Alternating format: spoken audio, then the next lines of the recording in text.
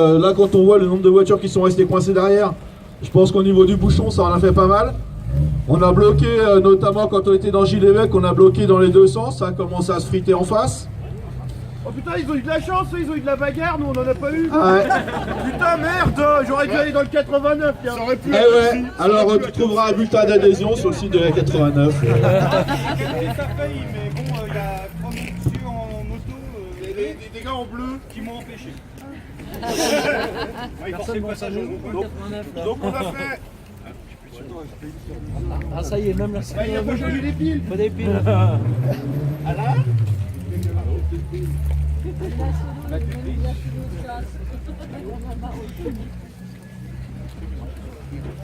Alain, il est où? Je vends une photo. Ça marche plus ça. C'est fini. Ils ont pas donné ou là? Pratique, car on pouvait décemment pas passer à côté sans lui faire un petit coucou. Faut toujours ramasser les ordures, hein, c'est l'écologie. Ouais, et puis il a du mérite ce radar. Pensez bien, depuis que la limitation est passée à 80, il s'est mis à flasher 6 fois plus. Vous imaginez, vous, c'est comme si vous passiez 35 heures par semaine à 210 heures par semaine. Oh là. Faut dire que la préfecture, elle lui a pas facilité les choses puisqu'il est passé en radar double sens en plein milieu de l'expérimentation, faussant au passage les résultats puisque de fait le nombre de contrôles est doublé. Notons au passage que c'est pareil pour les contrôles mobiles, 53% d'infractions en plus constatées sur la nationale.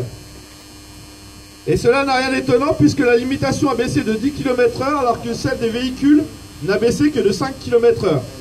Cet abaissement de la limitation, c'est donc une machine à créer des contrevenants et donc à faire tourner la machine à cash à plein rendement. Mais bon, avec ça, je vous apprends rien. Alors prenons plutôt les chiffres pour savoir si passer à 80 peut apporter quelque chose. Dans Lyon, la vitesse excessive ou inadaptée représente 15% des causes d'accident. Je précise bien excessive ou inadaptée, car on peut très bien respecter la limitation et ne pas avoir une vitesse adaptée. En 2017, par exemple, un accident a été causé par une automobiliste qui roulait à une vitesse anormalement basse sur l'autoroute. Cause d'accident, vitesse, puisqu'elle n'était pas adaptée. On va donc rajouter des radars parce qu'une personne roulait trop lentement. C'est pas hallucinant? Donc je vous le disais, la vitesse dans Lyon, 15% d'accidents, mais 85% des PV.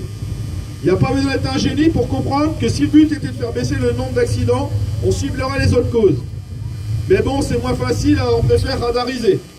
120 000 PV annuels dans Lyon pour la vitesse, 1500 pour l'alcool, 2500 pour le téléphone. Les chiffres parlent d'eux-mêmes. Si on prend l'exemple de la Nationale 151, quelles ont été les causes d'accidents mortels ces dernières années? Un automobiliste qui s'endort au volant, un autre qui était bourré, un autre qui roulait trop vite sous la pluie, donc déjà limité à 80, et juste à côté du radar. Un moteur qui rentrait du bol d'or en se prenant pour un pilote, et qui s'est planté à très grande vitesse, près du radar lui aussi. Preuve que non seulement le radar ne sert à rien, mais aussi que la limitation à 80 n'aurait rien changé. Enfin, dernier accident mortel en date, un accident en face à face, dû à un dépassement dangereux alors que la route était déjà limitée à 80. Bref, on voit bien que pour tout ceci, il n'y a qu'un mot, fumisterie. Donc on arrive au bout de notre parcours, on a rejoint les copains de la 45 et de la 58. Donc vous aurez pu constater, notamment entre le radar et ici, la dégradation du réseau routier avec les nombreux pontages sur la route. Notamment entre le radar et Courson. Ouais, les Nivernais, faites pas les malins parce que vos routes, elles sont pas mieux que les nôtres. Mais bon, nous on va encore plus loin, on a mis la route à 0,8 km/h, donc c'est bon. D'accord, ça c'est une opération qui est envisagée, pour l'instant c'était que le coup de semonce. Donc ils sont là les gisements pour améliorer la sécurité routière, entretenir les routes, favoriser les opérations de prévention, développer la formation des conducteurs. Ça c'est ce que fait la FFMC depuis 37 ans maintenant, lorsqu'elle intervient dans les collèges, comme nous l'a encore fait ce jeudi, lorsqu'avec l'association pour la formation des motards, on met en place des stages de formation post-permis, lorsqu'on intervient auprès des collectivités locales afin de faire corriger les défauts sur la chaussée, ou qu'on sensibilise les élus à la prise en compte des deux roues dans la réalisation des aménagements routiers. Des initiatives où l'État, comme à son habitude, est aux abonnés absents. Malgré 1 milliard d'euros de recettes grâce au radar automatique, malgré les taxes sur les carburants, les redevances autoroutières, et je vous passe la TVA sur les véhicules et les équipements de protection, Malgré tout ça, les budgets dédiés à la prévention ont été divisés par 3 en 10 ans. La France est passée de numéro 1 mondial pour la qualité de ses routes en 2011 à la 8e place en 2016. Et nous descendons inexorablement d'année en année. Finalement, c'est peut-être pour ça qu'ils descendent la limitation de vitesse. C'est vrai que 90, si on finit par rouler sur les chemins de terre, ça va commencer à faire beaucoup. Fred, c'est pour nous ça. Ouais, ça c'est un coup monté du côté vert. 4x4 et en trail. Voilà, donc acheter des trails, hein, c'est pour ça que les 1200 GS se vendent si bien et que les SUV se vendent si bien aussi. Il y a des gens qui ont anticipé. Sinon, on roule pas en vélo. Alors ça, c'est pas le peine de leur suggérer le vélo parce qu'ils vont le faire. Hein. Et pour rappel, la mairie de, je crois que c'est à Nice, ils ont déjà commencé à mettre des PV parce qu'ils ont mis des limitations de vitesse spéciales pour les vélos. Oh putain. Voilà.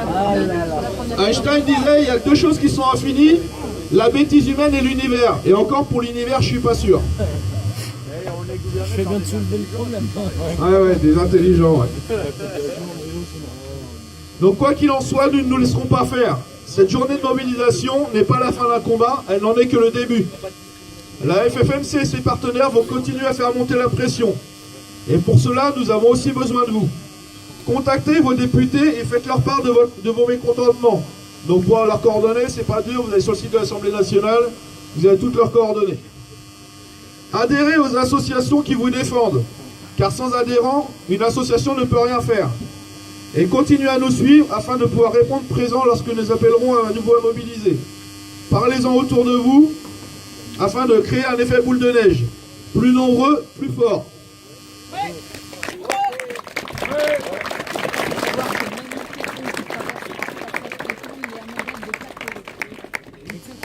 Et donc encore une fois, je remercie tous les automobilistes qui sont joints à nous. C'est pas une habitude chez eux. Et on espère que ça va continuer à se développer. Un exemple que je prends souvent, le principal automobile club allemand, ils ont 20 millions d'adhérents. Imaginez la puissance de frappe quand un automobile club a 20 millions d'adhérents. En France, on plafonne à quelques centaines de milliers. Et au niveau de la FFNC, on n'est même pas 10 000 adhérents. 10 000 adhérents pour défendre 3 millions d'usagers de roues. C'est un peu le principe d'un véhicule, c'est que si on veut déplacer un semi-remorque, c'est pas avec un moteur de Solex qu'on va y arriver.